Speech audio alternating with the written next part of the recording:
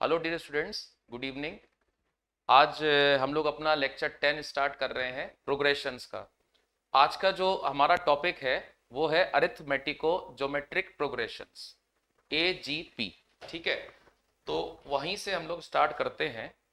Last class तक हम लोगों ने आपका arithmetic progression, geometric progression, harmonic progression, इन पे आधारित क्वेश्चंस, इन पे इनके मीन्स हमने पढ़े थे, उन पर आधारित क्वेश्चंस। ठीक है, आज हम स्टार्ट कर रहे हैं अरिथमेटिको ज्योमेट्रिक प्रोग्रेशन।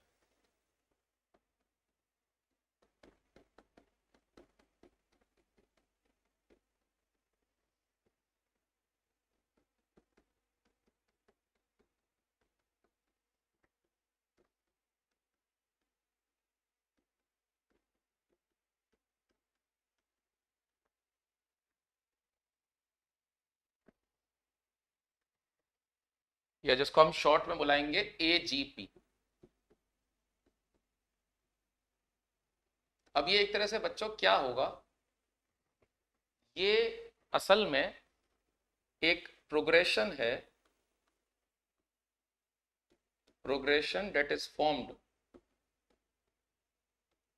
बाय मल्टीप्लाइंग या multiplication of corresponding terms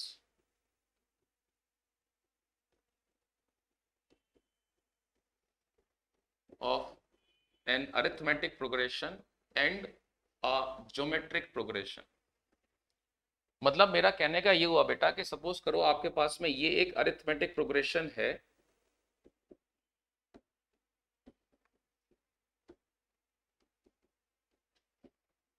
now this is sum arithmetic progression, है ना, ये उसके n टर्म्स हो गए, और यहीं पर हम एक ज्योमेट्रिक प्रोग्रेशन ले लेते हैं। अभी सिंपलिसिटी के लिए मैं क्या कर रहा हूं कि मैं फर्स्ट टर्म 1 ले ले रहा हूं, कॉमन रेशियो r ले लेते हैं।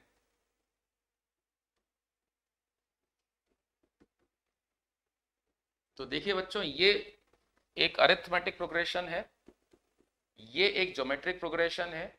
अब आप इनके करस्पॉन्डिंग टर्म्स को मल्टीप्लाई करने जा रहे हो, आप इनके करस्पॉन्डिंग टर्म्स को मल्टीप्लाई करोगे।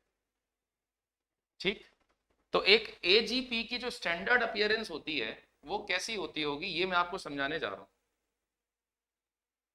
एक अरिथमेटिको ज्योमेट्रिक प्रोग्रेशन, उसकी स्टैंडर्ड अपीयरेंस कैसी होगी।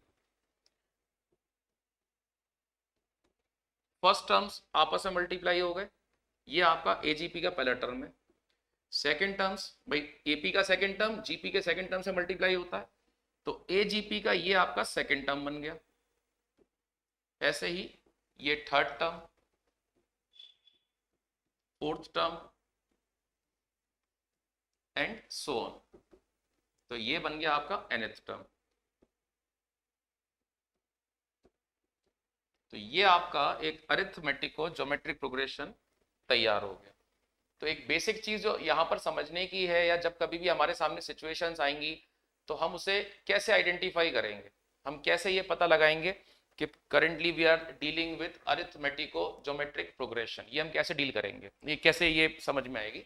तो हमको वहां पर क्या होगा, वहां पर एक अरिथमेटिक प्रोग्रेशन दिख रहा होगा और साथ में ही एक ज्योमेट्रिक प्रोग्रेशन की फॉर्मेशन समझ में आ रही होगी। तो बस ये दो चीजें सफिशिएंट होंगी ये पता लगाने के लिए, ठीक है ना, कि हम लोग एक अरिथमेटिक और ज्योमेट्रिक प्रोग्रेशन से डील कर रहे हैं। अब जैसे कुछ एग्जांपल्स आप समझना।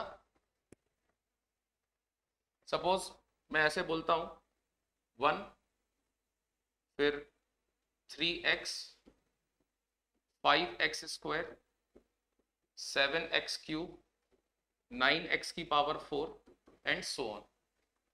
ठीक है, अब आप लोग भी बच्चे ये बात समझ रहे हो अच्छे से कि ये एक अरिथमेटिक और ज्योमेट्रिक प्रोग्रेशन लिखा हुआ है। इसमें अगर हम आइडेंटिफाई करें तो आप देखना, जैसे 1, ठीक, फिर ये 3, 5, 7, 9, 1, 3, 5, 7, 9, ये सारा तो AP वाला कंपोनेंट हो गया, और ज्योमेट्रिक प्रोग्रेशन वाला पोर्शन हो गया हमारा 1, x, x square, x cube, x की पावर 4 एंड सो ऑन। तो बड़ा सरल सा ही होता है आइडेंटिफिकेशन भी। ठीक है जी, तो अब कुछ क्वेश्चंस वगैरह मैं आपसे ये वाली बात डिस्कस करता हूं कि जहां पर हम लोग सिर्फ क्या करेंगे, अभी पहले हम आइडेंटिफाई करेंगे, एक पहचान बनाएंगे उनकी, और उनका nth टर्म लिखने की कोशिश करेंगे। देखिएगा, सबसे पहले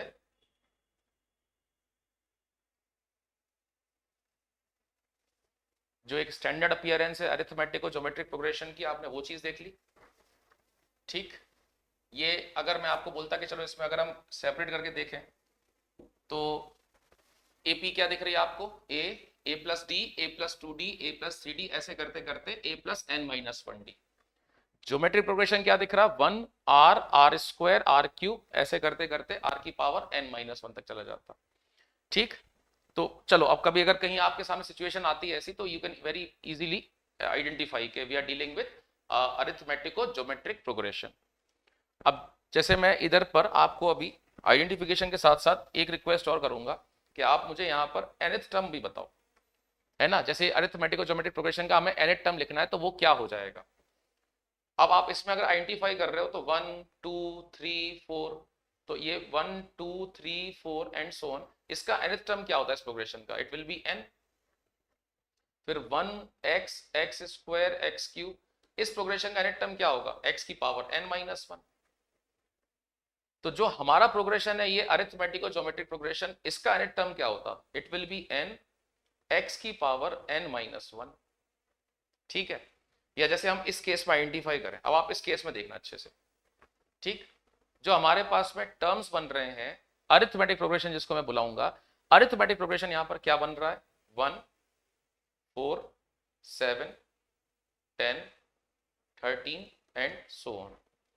अब ज्योमेट्रिक प्रोग्रेशन यहां पर क्या बन रहा है, 1 1/5 1/5 स्क्वायर 1/5 क्यूब 1/5 की पावर 4 एंड सो ऑन।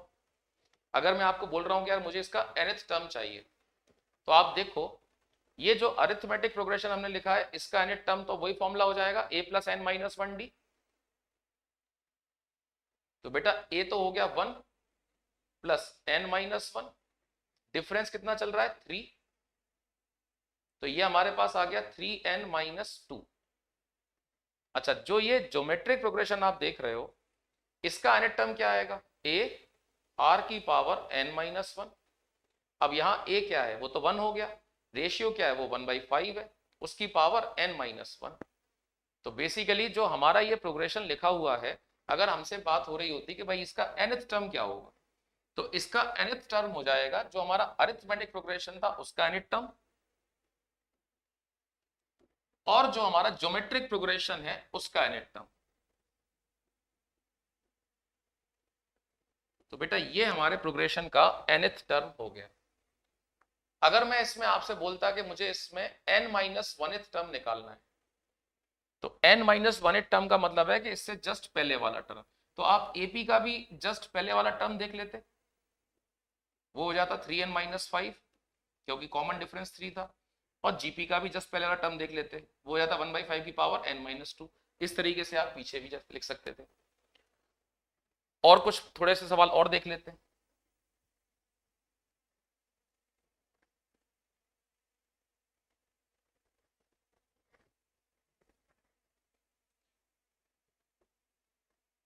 अब जैसे बेटा ये देखो,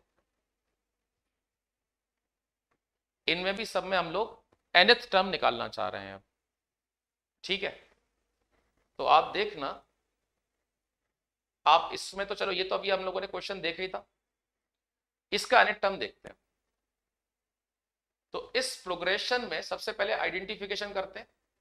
आपको इसमें एपी और जीपी वाले कंपोनेंट्स दिखने लगे, आपको इसमें एपी और जीपी वाले कंपोनेंट्स दिख रहे हैं।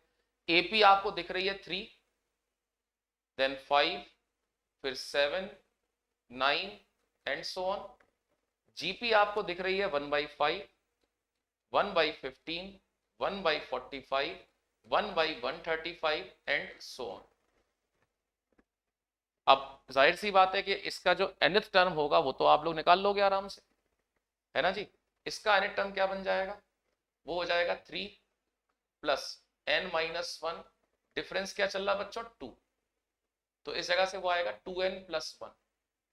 और ये जो आप ज्योमेट्रिक प्रोग्रेशन देख रहे हो इसमें आपको साफ साफ समझ में आ रहा होगा कि जो कॉमन रेशियो है वो 1/5 है 1/3 है, और जो फर्स्ट टर्म था वो 1/5 था।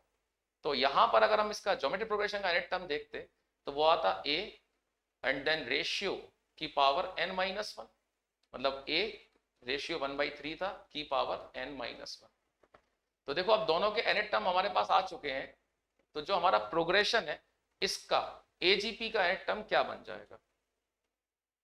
AGP का nth टर्म बन जाएगा फर्स्ट टर्म या nth टर्म ऑफ आपका first progression that is arithmetic progression and nth term of your geometric progression.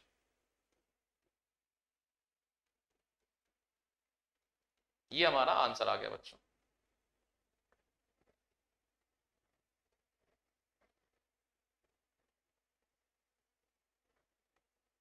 ठीक है जी।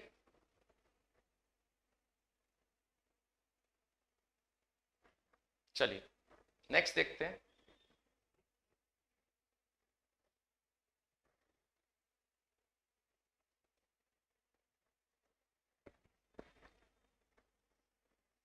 अब जैसे ये डी वाला अगर आप देख रहे हो, आई से तो देखो सभी लोग वाकिफ होंगे, आई यहां पर आयोटा है which is square root of -1। ठीक है, मींस ये कॉम्प्लेक्स नंबर्स में हम यूज करते थे, ये एक इमेजनरी क्वांटिटी होती है। आई स्क्वायर आप अगर यहाँ करोगे तो -1 बनेगा, आई क्यूब करोगे तो -i हो जाएगा, आई की पावर 4 करोगे डेट इज आई स्क्वायर का भी square, so this is I, this is 1। ठीक है, तो ये आई के टर्म्स में उसमें लिखा हुआ था। अब हम आइडेंटिफाई करते हैं कि हमारा जो ये प्रोग्रेशन लिखा हुआ है आई then 2i square 3i cube 4i की पावर 4, इसके n टर्म्स तक अगर हमें जाना है तो जो nth टर्म होगा यहाँ पर वो क्या बनेगा। तो सबसे पहला काम तो यह है कि जो इसमें अरिथमेटिक प्रोग्रेशन है वो क्या बन रहा था और ज्योमेट्रिक प्रोग्रेशन है वो क्या बन रहा है। आप देखो अरिथमेटिक प्रोग्रेशन जो है वो हो गया 1 2 3 4 5 and so on. Geometric progression जो है वो बन गया आई स्क्वायर आई क्यूब आई की पावर 4 आई की पावर 5 एंड सो ऑन। तो जो हमारे पास में यहाँ अरिथमेटिक प्रोग्रेशन का nth टर्म बन रहा वो n आ गया, जो ज्योमेट्रिक प्रोग्रेशन का nth टर्म बन रहा वो i की पावर n आ गया। तो जो अरिथमेटिक और ज्योमेट्रिक प्रोग्रेशन का nth टर्म बनता वो क्या आता, इनके करस्पॉन्डिंग टर्म्स का प्रोडक्ट। तो जैसे nth टर्म के लिए हमारे पास ये आता n i की पावर n। हाँ, अब आप ये कहोगे कि ये तो क्लियर कट दिख ही रहा था, तो हाँ बिल्कुल दिख रहा था, उसमें कोई दिक्कत ही नहीं है, लेकिन मेरा था कि मैं इसको करके दिखा दूं इस तरीके से। तो अगर 100 टर्म्स तक इसको जाना था तो हम यहाँ पर 100 टर्म जो लिखते हैं वो लिखते हैं 100 i की पावर 100। ठीक है बच्चों, अब ई वाला देखो जरा। ई वाले में आप पहले तो एक आइडेंटिफिकेशन करो, क्या आपको समझ में आ रहा है कि इसमें एक अरिथमेटिक और ज्योमेट्रिक प्रोग्रेशन बन रहा है? जी हाँ, मतलब क्या हो रहा है यहाँ पर। सबसे पहले तो ये सब लोगों को पता ही है कि अगर मैं a की पावर m इंटू ए की पावर n लिखता हूं तो ये a की पावर m प्लस n हो जाएगा, और अगर मैंने a की पावर m अपॉन a की पावर n लिखा तो ये a की पावर m माइनस n बन जाएगा। ठीक है ना। तो अब इस हिसाब से सबसे पहले हम लोग ये आइडेंटिफाई कर रहे हैं कि जो ये प्रोडक्ट के फॉर्म में दिया है ई पार्ट में, ये कहां से एक अरिथमेटिक ज्योमेट्रिक प्रोग्रेशन है। तो आप देखना, सबसे पहली चीज जैसे वहां लिखा हुआ है 2 की पावर 1/4 इंटू 4 की पावर 1/8 इंटू 8 की पावर 1/16 इंटू 16 की पावर 1/32 एंड सो ऑन, जैसे ये लिखा हुआ है बच्चों। ठीक है, अब आप इतना तो समझ ही गए होंगे कि इसको हम आगे ऐसे लिख सकते थे 2 की पावर 1/4 इंटू 2 की पावर 2/8 इंटू 2 की पावर 3/16 इंटू 2 की पावर 4/32 एंड सो ऑन, ऐसे लिख सकते थे इसको। भाई ये 4 2 का स्क्वायर हो गया, 8 2 का क्यूब हो गया, ये 2 की पावर 4 बन गया। ये भी आपको पता ही है कि a की पावर m की पावर n अगर लिखा होगा तो ये हम इसको सिंपली a की पावर mn इस तरह से पढ़ सकते हैं, a की पावर nm पढ़ सकते हैं। ठीक है, तो उस हिसाब से अब ये चीज बच्चों आगे कैसी बन जाती, ये चीज आगे कुछ इस तरह से आ जाती 2 की पावर 1/4 फिर 2/8 3/16, 4/32, ठीक, कुछ इस तरह से ये बनना शुरू हो जाती। मेरा सिर्फ आपसे अब इतना सा कहना है कि क्या आपको अब इसके अंदर में एक अरिथमेटिको ज्योमेट्रिक प्रोग्रेशन दिखाई देने लगा? अगर आप केयरफुली देखें तो बिल्कुल दिखाई दे रहा होगा। इट इज दिस थिंग, है ना, जो 2 की पावर में आप देख रहे हो, ये एक अरिथमेटिको ज्योमेट्रिक प्रोग्रेशन है, एक एजीपी है। 1/4, 2/8, 3/16, 4/32 एंड सो ऑन। आप अगर चाहो, मैं आपसे बोलूं कि भाई मुझे इसका nth टर्म निकालना है, तो आप इसे बड़े आराम से सेपरेट करके लिख सकते थे। जो आपका अरिथमेटिक प्रोग्रेशन चल रहा है वो 1 2 3 4 एंड सो ऑन हो गया। इसका nth टर्म जाहिर सी बात है n होगा। जो जो आपका ज्योमेट्रिक प्रोग्रेशन चल रहा है वो 1/4, ठीक है ना, इसके बाद में 1/8, फिर 1/16, ये हो गया। तो इसमें ज्योमेट्रिक प्रोग्रेशन में अगर हम देखें तो हमारा फर्स्ट टर्म 1/4 बन रहा है, कॉमन रेशियो हाफ हो गया बच्चों। तो यहां से nth टर्म क्या बनेगा, a, फिर कॉमन रेशियो की power n-1, so a is 1/4 and common ratio is 1/2 raise to the power n-1, तो ये मेरे पास आएगा 1/2 की पावर n+1, ठीक है। तो जो हमारे पास इधर से जनरल टर्म आएगा इसका, या जो nth टर्म आएगा इसका अरिथमेटिक और ज्योमेट्रिक प्रोग्रेशन का, देखो वो क्या आ जाएगा, n इंटू 1/2 की पावर n+1। पहले हम क्या कर रहे हैं, पहले हमने एक अरिथमेटिको ज्योमेट्रिक प्रोग्रेशन को आइडेंटिफाई करना सीखा कि ठीक है, हमारे को जो चीज सामने मिली है वो एक अरिथमेटिको ज्योमेट्रिक प्रोग्रेशन है, तो वो हम कैसे आइडेंटिफाई करें। जब हमें पता चल जाए कि ये एक अरिथमेटिको ज्योमेट्रिक प्रोग्रेशन है, तो अगर उसमें हमें nth टर्म निकालना हो तो हम nth टर्म कैसे निकालें। ऑब्वियसली अब जो नेक्स्ट चीज होगी वो होगा कि जो आपको अरिथमेटिको ज्योमेट्रिक प्रोग्रेशन मिला है, या इतना लंबा चौड़ा नाम ना बोल करके हम एजीपी बोल लेते हैं, तो जो आपको एजीपी मिली है उसका आपको सम निकालना है। तो now we are coming on to this कि हम ये सम कैसे एवेल्युएट करेंगे, ठीक है। तो हम अब सम निकालना सीख रहे हैं बच्चों। सम निकालने के लिए पहले 2-3 बातें आप समझो, सीखो, एंड देन आफ्टर मैं जो अभी करने वाला हूं, सम निकालने वाला हूं, उसको मैं थोड़ा छोटा करके भी दिखाऊंगा आपको। देखो जैसे हमें sum of n terms of an AGP निकालना है, ये मैंने ऐसे करके लिख लिया कि भाई ये n टर्म्स का सम था, तो लोअर सफिक्स में मैंने n डाल दिया और उसको ऐसे करके लिख लिया कि ये हमारा फर्स्ट टर्म है, फिर ये सेकंड हो गया। भाई ये तो अब समझ में आ गया सभी लोगों को।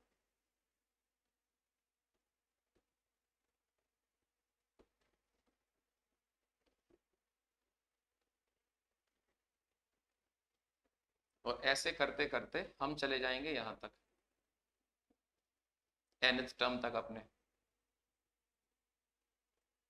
a+n-1d इंटू आर की पावर n, ठीक है जी। अब इस सम को हमें एवेल्युएट करना है ना, हमें इसका एक फॉर्मूला बनाना है, या इस तरह से जैसे भी आप समझो। तो मुझे इसमें करना क्या चाहिए, तो मेरी बात को बिल्कुल ध्यान से सुनिएगा। मैं एक बार उसी सम को दोबारा लिखने जा रहा हूं, बस मैं क्या कर रहा हूं, एक टर्म शिफ्ट करके लिख रहा हूं। क्या मैंने बोला, देखिएगा, ये सम मैं दोबारा लिखूंगा, सिर्फ मैं एक टर्म शिफ्ट कर दूंगा। जैसे मेरा जो सम का फर्स्ट टर्म था वो ए था ना, वो मैंने यहां लिख दिया है। फिर ऐसे ही a+d इंटू आर, फिर a+2d इंटू आर स्क्वायर, इस तरह से हम चलने लगे। जैसे ऐसे करते करते मैं इधर पे आ गया, a+n-2d इंटू आर की पावर n-1। अभी ये भी समझ में आ गया होगा भाई। अब हम जब एक टर्म शिफ्ट करके लिख रहे हैं तो इस जगह पर n-1th टर्म आएगा ना,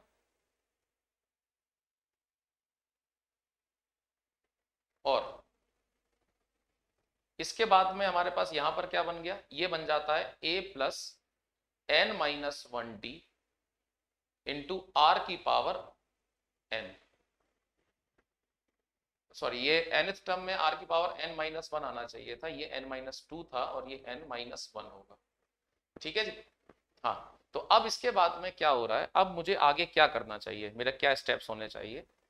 ये मैंने जैसे शिफ्ट करके लिख लिया था। जो ज्योमेट्रिक प्रोग्रेशन चल रहा था, है ना, जो भी ज्योमेट्रिक प्रोग्रेशन चल रहा था, हम उसका जो रेशियो था, उस रेशियो को जो मैंने दूसरी ये इक्वेशन लिखी है सम की, उसमें मल्टीप्लाई करेंगे। मतलब मैंने कहा कि भाई आप इसमें ना कॉमन रेशियो आर को मल्टीप्लाई कर लो, यहाँ किया तो यहाँ भी कर लो, अब सब जगह ये रेशियो मल्टीप्लाई हो जाएगा। तो जैसे ये स्क्वायर बन गया, ये आर स्क्वायर में रेशियो मल्टीप्लाई हुआ तो ये क्यूब बन गया। ये आर की पावर n माइनस टू था, इसमें रेशियो मल्टीप्लाई हुआ तो n माइनस वन बन जाता। और ये आर की पावर n माइनस वन था, इसमें रेशियो मल्टीप्लाई होता तो ये n ही हो जाता। ठीक है ना। तो ये चीज हमारे पास r की पावर n बन जाती। ठीक। अब इसके बाद क्या करेंगे, अब इसके बाद माइनस करना शुरू करेंगे। तो आप देखना मैं क्या कर रहा हूं, जो पहली इक्वेशन लिखी ना बच्चों, उसमें से दूसरी इक्वेशन को माइनस करना है हम लोगों को। मतलब S N minus S N into common ratio R, यहां से तो ये बन जाता इज इक्वल्स टू, अब इस जगह से ए आ जाता हमारे पास में, ए माइनस जीरो। इधर से देखो A plus D into R minus A R, भाई हम तो सब जगह माइनस कर रहे हैं इसको। तो इस जगह से क्या बनता, A plus D into R minus A R, मतलब बच्चों क्या बचता हो, डी आर। फिर इधर देखो A plus two D into R square minus A plus D into R square, मतलब क्या बचता है यहाँ से, डी आर स्क्वायर। ऐसे ही आगे डी आर क्यूब आता, और ऐसे ही चलते चले जाते अगर हम, तो ये आता हमारे पास डी आर की पावर n माइनस वन। और इस जगह से हमारे पास जो हमारा nth टर्म था वो बचा रह जाता, a plus N minus one D into R की पावर n। भाई समझना ना, जैसे अगर आप a plus D into R, इसमें से आप ए आर माइनस करते हो, so you are left with D R. Similarly अगर आप जैसे ये उठा लेते हो A plus three D into R cube, अब A plus three D into R cube minus A plus two D into R cube करते हो, तो यहाँ से आर क्यूब कॉमन ले लिया, ये ए plus three D minus A plus two D. ठीक, मतलब कि ये आपके पास डी आर क्यूब भी तो बचता। तो ये तरीका मैंने यहाँ पर अपनाया। ठीक, और इससे मुझे अब बेनिफिट क्या हुआ, इससे जो बेनिफिट हमें हो रहा है वो क्या है वो समझते हैं। ठीक, अब देखिए अगर आप एक बार केयरफुली एग्जामिन करें, तो ये जो इधर से माइनस करना आपने शुरू किया था और आपके पास पहला टर्म डी आर निकल के आया था, अब ये डी आर से लेके जो कहानी चल रही है आगे, ये डी आर की पावर एन माइनस वन तक चली जाती है इस तरीके से। मतलब अगर हम ये देखें तो right now we are having N minus one terms in a geometric progression. आप ध्यान से देख लो, ये एन माइनस वन टर्म्स लिखे हुए काय में है, एक ज्योमेट्रिक प्रोग्रेशन। अब हम क्या करें, एन माइनस वन टर्म्स हमें ज्योमेट्रिक प्रोग्रेशन में मिल रहे हैं, इसका सम तो हम लिख ही सकते थे। सम क्या आता, ए,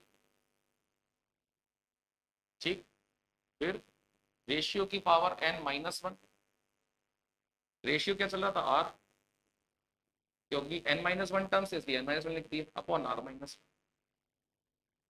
खाली इतने पोर्शन का सम यार, माइनस वो आपका एन टर्म लिखा ही हुआ है।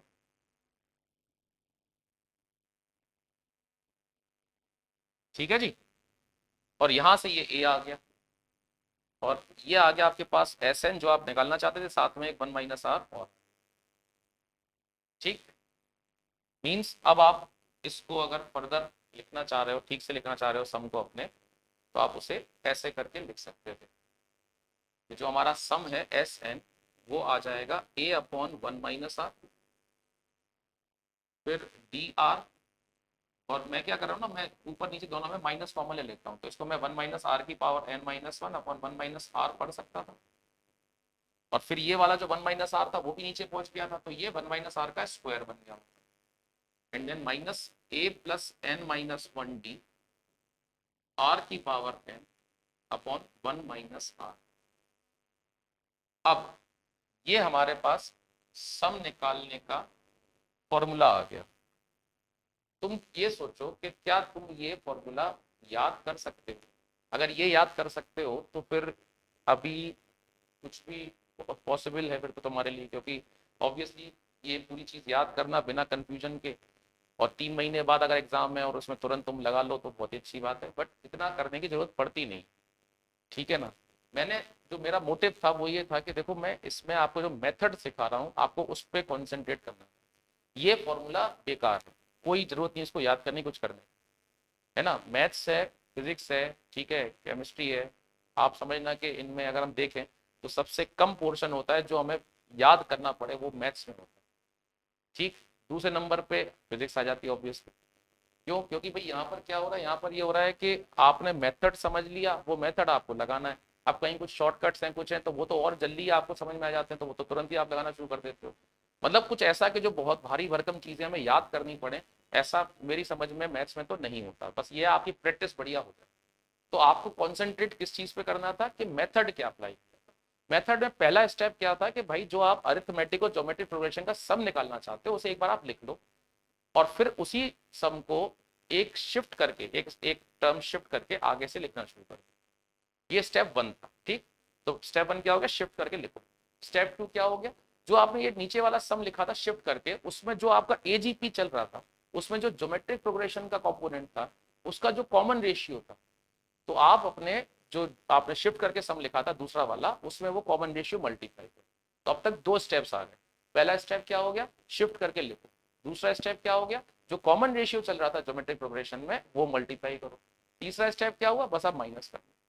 जब आप माइनस करोगे आपको तुरंत से वो सम पूरा समझ में आ जाएगा। तो ऐसा कोई फॉर्मूला याद करने की आवश्यकता है ही नहीं, केवल 3 स्टेप्स है। एक शिफ्ट, दूसरा मल्टीप्लाई कॉमन रेशियो, और तीसरा सब्ट्रैक्ट। बस ये 3 ही आपको सारा रास्ता दिखाते। आप देखो ना, मैं आपको क्वेश्चंस में ये चीज करके दिखाता हूँ अच्छे से। जैसे सपोज करो हमको पहला यही वाला क्वेश्चन उठाना है। ठीक, 1 + 4/5 + 7/5² + 10/5³ मैं यही क्वेश्चन आपको करके दिखाता हूँ।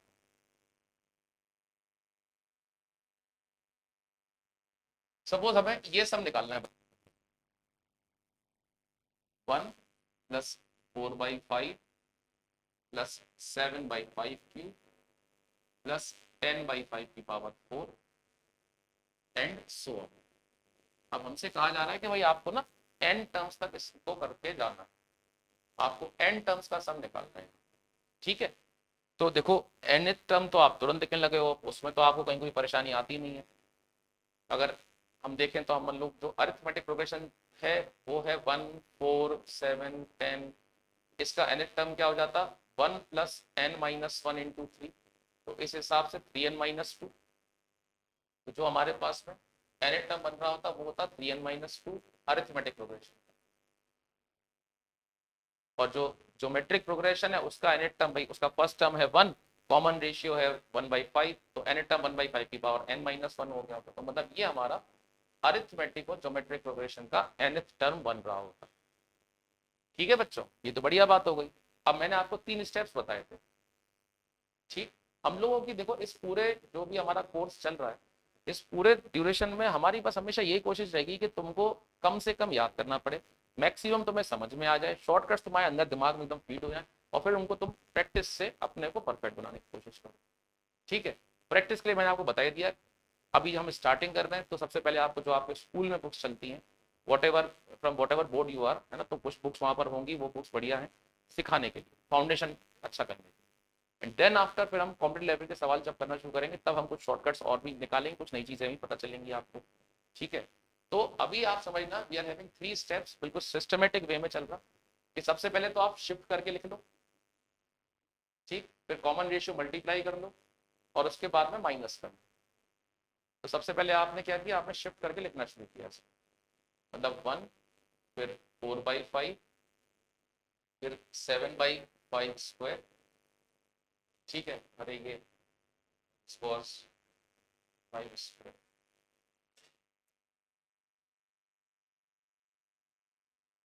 ये क्यूब। ठीक है। 7/5², फिर 10/5³ और ऐसे करते करते अब इस जगह पर ऑब्वियसली nth टर्म तो नहीं आएगा क्योंकि हमने एक शिफ्ट किया हुआ है। तो इस जगह पर क्या आएगा, उससे एक पहले वाला टर्म मतलब n-1 टर्म, वो क्या होता 3n-5।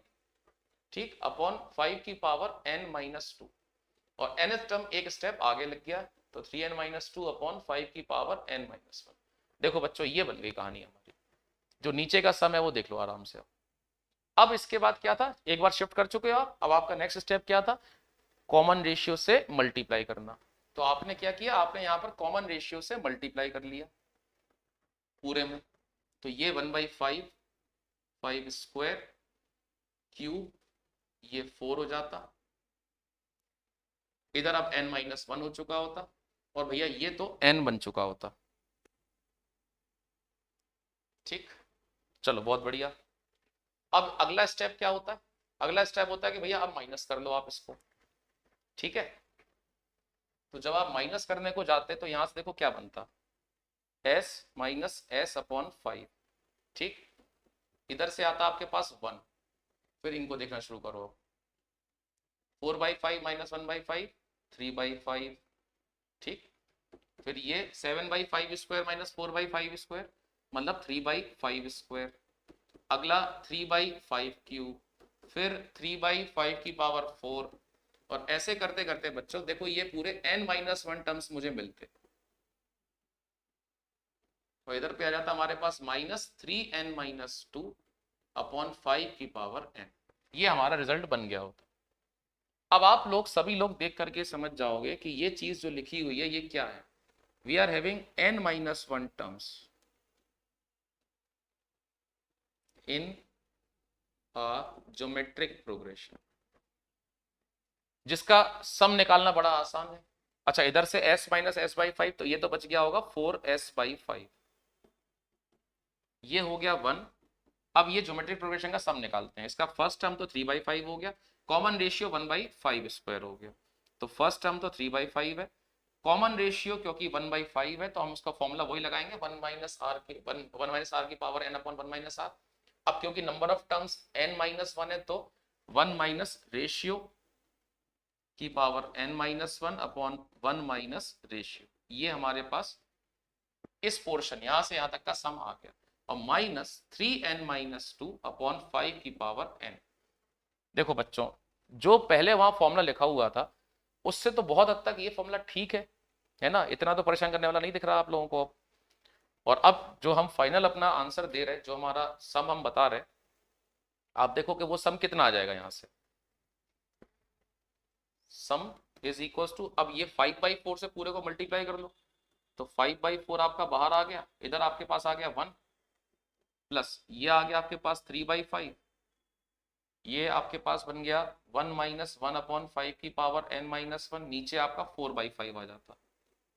So now of course ये 5 से 5 कैंसिल हो रहा, और -3n-2 अपॉन 5 की पावर n।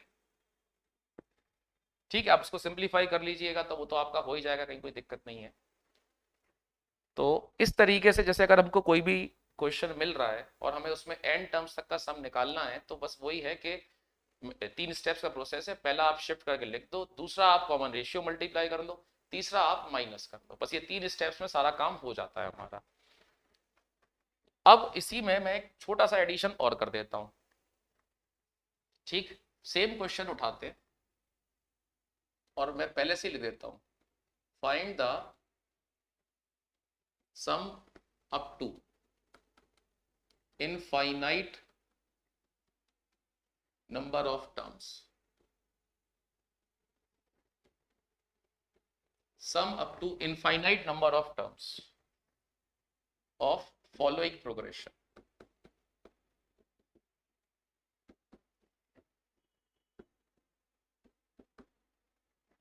मतलब जैसे हमको ये बोला गया बच्चों कि आपको इस प्रोग्रेशन का sum up to infinite number of terms निकालना है।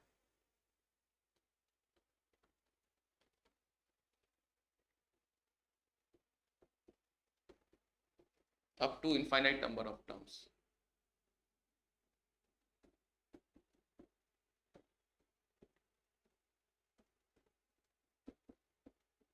तो कुछ बातें आपके दिमाग में आना शुरू हो गई होंगी। सबसे पहले तो चलो अच्छा एक छोटा सा वो करते हैं, आप बताओ आपको क्या लगता है, अब अगर हमें इनफाइनाइट नंबर ऑफ टर्म्स तक जाना है तो ये जो पार्ट है ये हमारे लिए पिछले पार्ट से आसान होगा या कठिन होगा? पिछला पार्ट जिसमें मैंने n टर्म्स तक का सम निकालना सिखाया था। अब मैं आपको इनफाइनाइट नंबर ऑफ टर्म्स तक का सम निकालना सिखा रहा हूं। बस एक छोटा सा वो गेस करते हैं, ठीक है ना। ये आसान होगा या कठिन होगा पिछले पार्ट से, सोच के बोलिए जरा।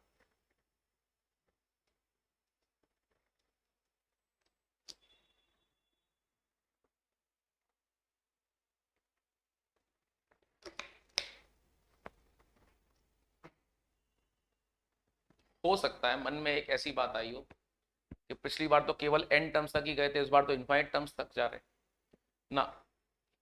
ज्योमेट्रिक प्रोग्रेशन का तुम्हारा जो एक्सपीरियंस था उसने तुम्हें क्या समझाया था कि n टर्म्स तक का जब सम लिखना होता है तब हमें बहुत सारा लिखना पड़ता है। इनफाइनाइट टर्म्स से छोटा सा formula a upon 1 minus are.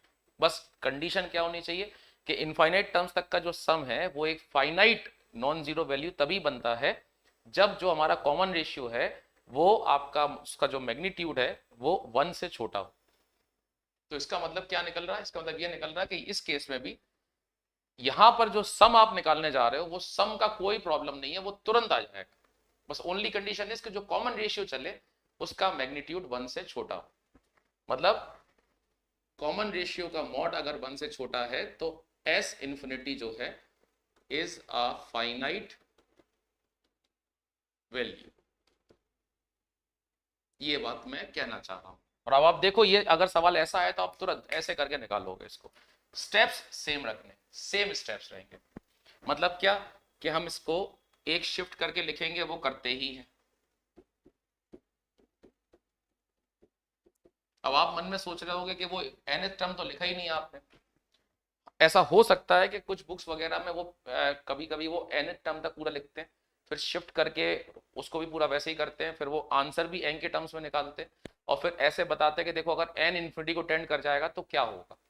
तो वो बिल्कुल सही तरीका है, कहीं उसमें कोई दिक्कत नहीं है। बस ये है कि उसमें लिखना काफी पड़ जाता है। मतलब आपको स्टूडेंट अगर कर रहा हो तो उतना लिखे वो तो वो थोड़ा टाइम कंज्यूमिंग हो जाता है। बल्कि चीज वही होनी है और नंबर भी उसमें उतने ही मिलने जितने इसमें मिलने हैं, तो इसको थोड़ा सा समय कम लगेगा। हम सिर्फ क्या करें कि ये अप टू इन्फिनिटी टर्म्स तक लिखा था, लिखे रहने दो, इसे एन टर्म लिखने की जरूरत ही नहीं है।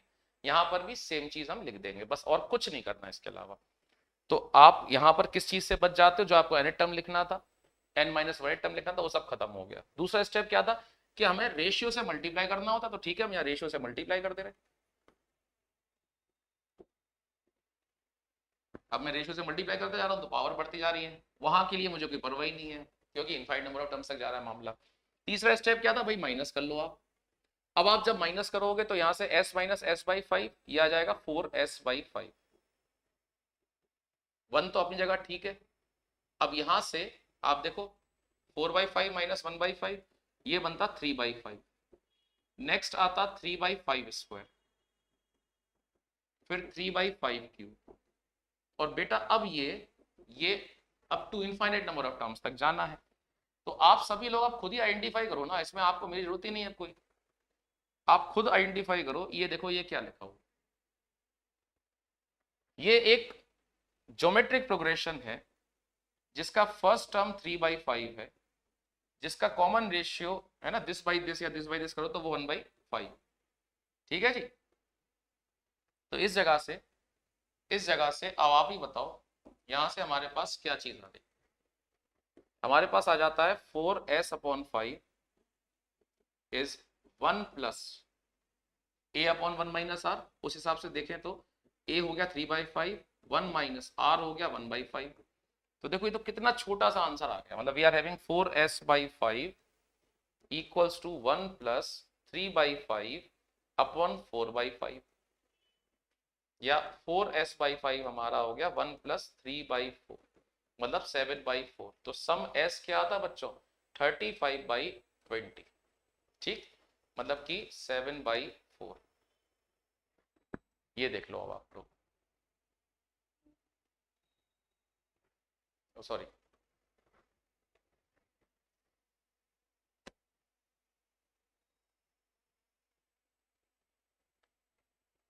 ये 3/4 था तो ये 7/4 हुआ। तो सम आ गया हमारे पास 35/60। ये सम आ जाता। ठीक, तो अब कुछ क्वेश्चंस हम लोग थोड़ा सा ट्राई करते हैं। ये हमने एन टर्म्स का सम निकाला था। ये हमने इनफाइनाइट नंबर ऑफ टर्म्स का सम निकाला। अब कुछ हम क्वेश्चंस ऐसे ही देख रहे हैं रैंडमली, हम लोग सेकंड क्वेश्चन को करते हैं। ठीक है जी, जो अपना ये सेकंड क्वेश्चन है उसको देखते हैं। मेथड वही है,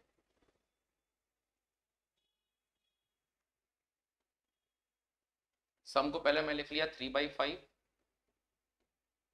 देन 5/15, 7/45, 9/135 एंड सो ऑन।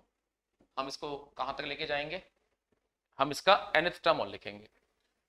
तो nth टर्म हमारे पास क्या बन रहा, 2n+1, ठीक है ना। और जो हमारा ज्योमेट्रिक प्रोग्रेशन बन रहा था उसका फर्स्ट टर्म था 1/5, रेशियो था 1/3, तो 1/5 और फिर 1/3 की पावर n-1। देखो बेटा ये हमारा nth टर्म बन जाता, ठीक है ना। अब नेक्स्ट स्टेप वही है, आप एक बार शिफ्ट करके लिख लो। तो ये 3/5, 5/15, 7/45 और ऐसे करते करते इससे एक जस्ट पहले, मतलब जिसको हम n-1 टर्म बोलते हैं, वो क्या होता, 2n-1, 1/5, 1/3 की पावर n-2, ठीक। और इसके बाद में हमारा nth टर्म आ जाता 2n+1, 1/5, 1/3 की पावर n-1। अब इस जगह पर अगर मैं आपको बोलता हूं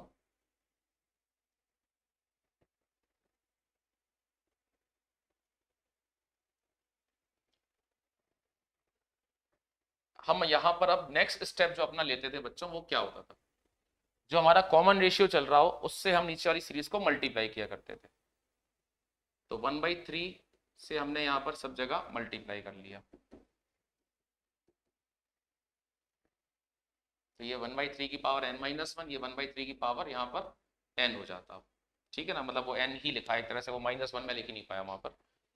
और अब आप इसको माइनस कर दो, तो इधर से देखो ये बनता हमारे पास 2s/3 है ना, s - s/3 2s/3, ये आ जाता अपने पास 3/5।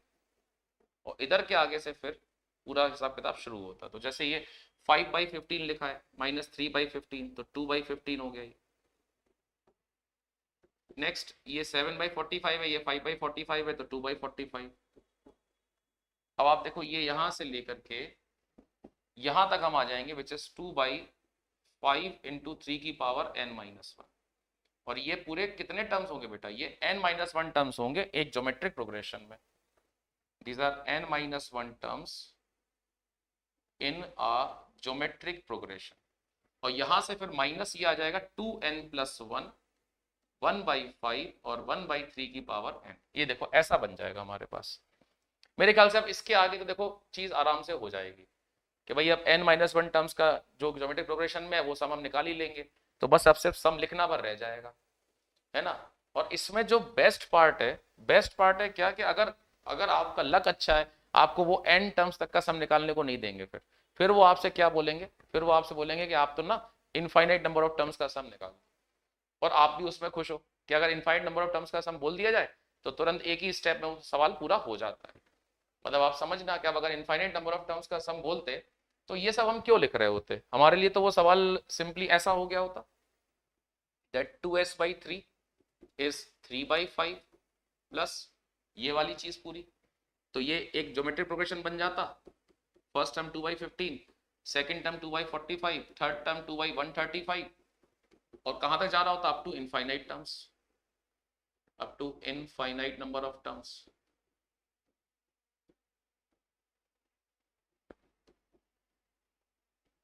तो बेटा अब अगर ये परिस्थिति बन रही है तो कुछ करना ही नहीं था। फर्स्ट टर्म हो गया 2/15, तो ये हो गया a/1 माइनस रेशियो हो गया 1/3, so this becomes 3/5 प्लस 2/15/2/3, ठीक है ना, मतलब 1/5। तो ये हो गया 3/5 प्लस 1/5। ठीक है, अब तो तुरंत आ जाएगा आंसर, कुछ करने ही नहीं है। तो मेनली जो मेन बातें थी, 3 बात थी। सम सीधा लिखा होगा, आप उसी को एक बार रिपीट करके लिख लो, एक स्टेप शिफ्ट करके। दूसरा क्या था? दूसरा था कि अब आप कॉमन रेशियो मल्टीप्लाई कर लो नीचे वाले जो आपने सम लिखा है उसमें। तीसरा आप माइनस कर लो। अब अगर वो n टर्म्स तक आप जा रहे थे तो आपको एक n-1 टर्म्स की जीपी मिली होगी, तो वो आपको उसका सम लिखना पड़ेगा। तो एक्सप्रेशन हो सकता है थोड़े से बल्कि हो जाए, बट वो सिस्टम तो वही है, उसमें कुछ करने की बात नहीं है। हाँ, दूसरी बात ये है कि अगर वो इनफाइनाइट नंबर ऑफ टर्म्स का सम पूछते हैं तो बेस्ट पार्ट क्या होता है कि यहाँ में आप एंड तक नहीं जाना होता, हम बस उसको लिखते हैं और छोड़ देते हैं, सीधा सीधा हमारा फॉर्मूला लगाते हैं a/1 - r और आगे बढ़ते हैं। ठीक है, तो अगर ये वाली बात समझ में आए तो आगे देखते हैं कुछ सवाल।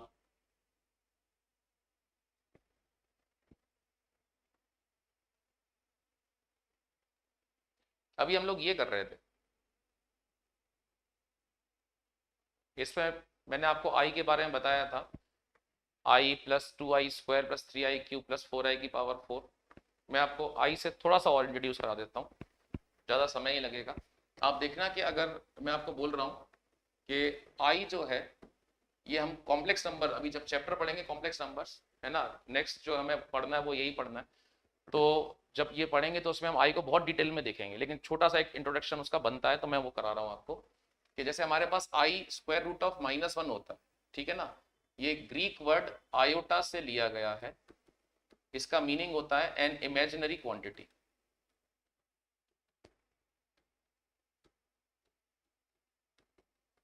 अब बात इतनी सी है कि देखो आप ना कभी कोई रियल नंबर का स्क्वायर माइनस तो नहीं ला सकते ना। मैं बोलूं कि मेरा x एक रियल नंबर है और उसका स्क्वायर किया और आंसर -1 आ गया, तो ये तो पॉसिबल ही नहीं है, ये चीज तो इम्पॉसिबल है। कोई भी रियल नंबर का स्क्वायर कभी नेगेटिव होगा ही नहीं। तो अब क्या करें? या कभी मैं ऐसे बोल दूं कि देखो मेरे पास स्क्वायर रूट है, अब मान लो स्क्वायर रूट ऑफ पीयूष लिखा हो, ठीक, स्क्वायर रूट ऑफ पीयूष लिखा था, तो इसमें दो बातें हैं। पहली बात इज डिफाइंड, ये डिफाइंड तभी होगा when Piyush is greater than और इक्वल टू 0, मतलब स्क्वायर रूट के अंदर जो कुछ भी लिखा रहता है वो 0 या उससे बड़ा हो तभी डिफाइंड होगा। दूसरी बात क्या है, स्क्वायर रूट स्वयं भी कभी नेगेटिव नहीं होता, ये हमेशा ग्रेटर देन या इक्वल टू 0 ही मिलेगा तुम्हें। तो ऐसी परिस्थिति में जब कभी स्क्वायर रूट के अंदर माइनस वैल्यूज आ जाया करती थी तो दिक्कत होती थी। तो इनको मान लिया गया एक इमेजिनरी क्वांटिटी और नाम दे दिया गया आई, या सिंबल दे दिया गया आई। तो आई स्क्वायर अगर हम करते हैं तो ऑब्वियसली वो -1 बन रहा है। अब अगर मैं आपसे बोलूं i³, तो i³ का मतलब ऐसे देख लो ना, i² × i, तो ये बन जाएगा -i, इसको ऐसे देख लो, i² × i², मतलब -1 × -1 या 1। तो इन जनरल आप तो ये समझो कि अगर i³ कोई 4 का मल्टीपल है, तो i⁴ तो हो गया 1, तो उसका कोई सा भी मल्टीपल बना लें, किसी भी तरीके का मल्टीपल बना लें, वो भी आपका 1 ही रहेगा। तो i⁴n + 1 अगर मैं करवाता हूं आपको, तो ये i⁴n × i बन जाता। अब i⁴n तो 1 है ना, तो ये सिंपली i होगा। i⁴n + 2 फॉर्म अगर कोई मैं आपको देता हूं, यहां पर n हमारा कोई भी इंटीजर है मान लो, तो डेफिनेटली बच्चों ये i⁴n × i² आप पढ़ते हैं इसको। अब ये तो हो गया 1 और ये हो गया -1। i⁴n + 3 अगर आपको मिलता तो ये i⁴n × i⁴, ये तो 1 हो गया, और i⁴ -i होता था, i² × i करके हमने पढ़ा था उसको। ठीक, तो इस तरीके से बस क्या है कि जैसे अब मैं आपको बोलूं चलो i⁴79332 बताओ। अब i⁴79332 पूछ लिया मैंने आपसे, कोई बहुत कठिन चीज थोड़ी ना पूछी। बात सुनना ध्यान से, आपको तो सिर्फ इससे मतलब है ना कि लास्ट की 2 डिजिट्स क्या है। अगर लास्ट की 2 डिजिट्स 4 का मल्टीपल है तो ये एक 4n फॉर्म होगा ना। 4 से डिविजिबिलिटी का क्राइटेरिया क्या होता था कि जो लास्ट की 2 डिजिट्स हैं वो 4 के मल्टीपल होने चाहिए। तो अगर आप देख रहे हो कि यहाँ 32 है, मतलब ये 4 का मल्टीपल है, ये i⁴n लिखा है, तो आंसर सीधा सीधा 1 अपन को बोलना है। अब आप कहोगे सर अगर मान लीजिए ये दे दिया जाता 7 7 7 7 7 7 7 7, चलो अब क्या करेंगे? देखो मेरी बात सुना ध्यान से, ठीक, लास्ट की 2 डेट देखो पहले तो, अब आप कहोगे लास्ट की दो डिजिट तो 77 है, तो इसको हम 4n का फॉर्म तो नहीं बोल सकते, लेकिन 4n+1 फॉर्म तो बोल सकते हैं।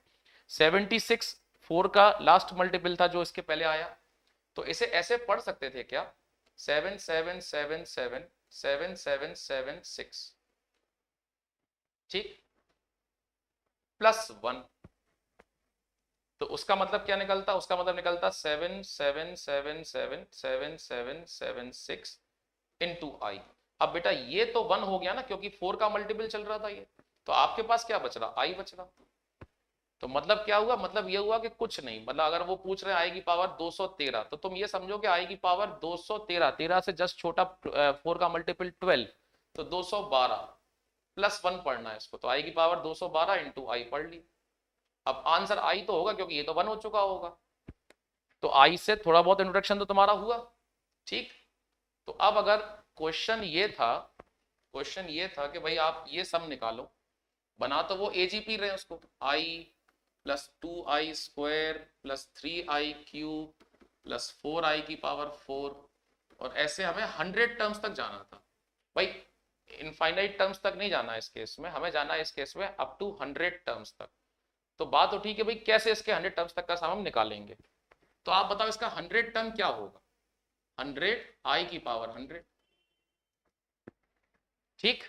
अब एक अरिथमेटिक और ज्योमेट्रिक प्रोग्रेशन कैसे बन गया ये, कि भाई इसमें एपी चल रही है 1 2 3 4 एंड सो ऑन, इसमें जीपी चल रही है i² i³ i की पावर 4 एंड सो ऑन। तो अब मैं क्या करूंगा, इसको एक टर्म शिफ्ट करके लिखूंगा, ठीक है। वो ऐसा बन जाएगा i2i² 3i³, तो ऐसे करते करते 99 i की पावर 99, और नेक्स्ट आ जाता 100 i की पावर 100। अब क्या करेंगे, अब वही जो कॉमन रेशियो आप मल्टीप्लाई करते थे आप कर दो, तो यहाँ i हो जाता, ये i² i³ i की पावर 4, ये i की पावर 100, और ये i की पावर 101 बन जाता।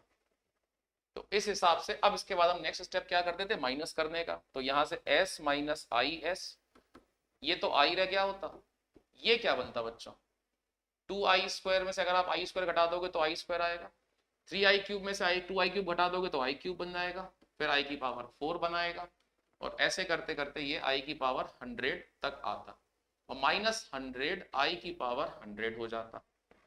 ये हमारे पास पूरी चीज आई बन के। अब वैसे तो अगर आप नोटिस करो तो ये इधर से n-1 टर्म्स मैं बोलता था, तो ये n-1 टर्म्स का सम आप निकालना है ये ज्योमेट्रिक प्रोग्रेशन में ही। लेकिन एक छोटी सी चीज है, यहां मैं दो बातें बोलूंगा आपसे, पहले मैं उसे ज्योमेट्रिक प्रोग्रेशन ही करके दिखाऊंगा, और फिर मैं उसमें कुछ और चीज भी सिखा देता हूं लगे हाथों। ये आप एक चीज बोल सकते थे कि हाँ ठीक है बिल्कुल सही है, n-1 टर्म्स इन ज्योमेट्रिक प्रोग्रेशन हम बनाते थे, तो हम बोल सकते थे they are 99 terms in a GP. लेकिन मैं एक छोटी सी बात कहूंगा, थोड़ा सा केयरफुली अगर आप एग्जामिन करो, तो जो ये आई है वो भी तो इस जीपी का ही एक पार्ट बन सकता है, जो ये आई है वो भी इस ज्योमेट्रिक प्रोग्रेशन का एक पार्ट बन सकता है। तो क्या इसको कलेक्टिवली ऐसे नहीं बोल सकते कि now we are having 100 terms in a geometric progression, सीधा सीधा 100 टर्म्स एक ज्योमेट्रिक प्रोग्रेशन में लिखे हुए हैं, जिसका फर्स्ट टर्म क्या है, फर्स्ट टर्म है आई, कॉमन रेशियो क्या है वो भी आई है, और नंबर ऑफ टर्म्स क्या है वो 100 है। तो इसका अगर हमें सम निकालना होता तो इसका सम कैसे आता, फॉर्मूले के हिसाब से चले तो a रेशियो की पावर n-1 अपॉन रेशियो -1। अच्छा तुमने ये चीज तो नोटिस की होगी कि अगर मैं पूछ रहा हूं आई की पावर 100 बताओ, तो सीधा सीधा है आई की पावर 4 की पावर 25, भाई 4 के मल्टीपल तो है, तो सीधा सीधा 1 हो जाता। अब अगर ये 1 है तो आंसर 0 हो गया ना इसका, तो मतलब ये तो पूरी चीज 0 हो गई। हमारे पास क्या आ गया वहां से s माइनस आई एस, और ये आ गया -100, और i की पावर 100 ये भी 1 हो जाता, तो ये आ गया हमारे पास। तो सम क्या आता बेटा, वो आता -100 अपॉन 1 माइनस आई, जो सम बनता वो ये बनता। और ये जो चीज मैं आपको करके दिखा रहा था, इसे मैं एक तरीके से और समझा सकता था कि आप देखो, जो हमारे पास में अगर 4 कॉन्जिक्यूटिव पावर्स कोई दे आई की, जैसे इन्हीं को देख लो आप, अब चलो ये तो आई हो गया, आई स्क्वायर -1 होता है, आई क्यूब -i होता है, आई की पावर 4 ये 1 होता है। बेटा ये सम कितना बनता दिख रहा है आप लोगों को? 0। अगर आपने कहा सर आई की पावर 11, आई की पावर 12, आई की पावर 13, आई की पावर 14 ये कितना होगा, तो मैं तो यही कहूंगा कि आप आई की पावर 10 कॉमन ले लो। आई की पावर 10 कॉमन लोगे तो आ जाएगा आई स्क्वायर, आई क्यूब, आई की पावर 4। अब ये क्या हो गया? 0। तो मतलब एनी 4 कॉन्जिक्यूटिव पावर्स का सम जब भी हम करेंगे, कोई सी भी 4 कॉन्जिक्यूटिव पावर्स ले लें आई की और उनका सम करें, वो हमेशा 0 ही आएगा। तो ऐसे में आप अगर मुझे सम देते हो 1 से लेके 100 तक कॉन्जिक्यूटिव पावर्स चल रही हैं, तो वो 4 के उसमें 25 सेट्स बन गए, तो सारे 0 ही तो होने थे। मतलब अगर मैं आपको ये भी बोलता कि आई प्लस आई स्क्वायर प्लस आई क्यूब, और ऐसे करते करते आप मुझे आई की पावर 2000 तक, अच्छा इसका आंसर बताओ। तो सारे कॉन्जिक्यूटिव पावर्स जोड़ रहे हो, 2000 टर्म्स हैं, 4 के 500 सेट बने हुए हैं, और सारे कॉन्जिक्यूटिव टर्म्स का सम जो 4 के होंगे वो सब 0 बनते चले जा रहे होंगे, तो इसका आंसर 0 ही तो आता बच्चों। तो अगर ये वाली बात आपको बिल्कुल क्लियरली समझ में आई हो, तो अगली बात देखो, आई स्क्वायर, आई क्यूब, और अब हम जा रहे हैं आई की पावर 2020 तक, 2020 तक। तो अगेन द सेम थिंग, ठीक है ना, आपने जो 4 के मल्टीपल तक लिए हैं, ठीक, अब आपके पास में 4 के 505 सेट हो गए, सम फिर से 0 हो जाएगा। तो ऐसे भी हम वहां का सम 0 बोल सकते थे। चलो अब आई पर अपन ने काफी ज्यादा अच्छे से डिस्कशन कर लिया, तो वापस लौटते हैं जो हमारा लास्ट क्वेश्चन है इस प्रोग्रेशन का, ये वाला। अब इस पर डिस्कशन कर रहे हैं बच्चों। सबसे पहले तो इसको जब हम लोग कर रहे थे तो आपके मन में एक तो प्रश्न ये उठा था कि यार ये एजीपी कैसे है, तो वो तो सबको समझ में आ गया था अच्छे से कि ये एक अरिथमेटिको ज्योमेट्रिक प्रोग्रेशन कैसे बना था। हम लोगों ने ये इसको पहले तो ये हमारा दिस वाज द क्वेश्चन, ये क्वेश्चन था, फिर मैंने इसमें 2 की पावर से टर्म से लिखना शुरू कर दिया था, वो कुछ ऐसा बन गया था, और ये हमारे पास एजीपी ये वाली चीज बनी थी। तो अब आप ही सोचो कि अगर हमको इसको अप टू इनफाइनाइट टर्म्स तक पूछा जा रहा, अप टू इनफाइनाइट टर्म्स तक जाना है, ठीक है, तो मतलब एक तरह से बच्चों मुझे ये सम निकालना है इनफाइनाइट टर्म्स तक का, 1/4, 2/8, 3/16, 4/32, और ये इनफाइनाइट टर्म्स तक जा रहे होंगे। आप सभी लोगों को पता है कि ऐसे स्टेप्स में हम लोगों को क्या करना चाहिए, हम एक स्टेप शिफ्ट करेंगे,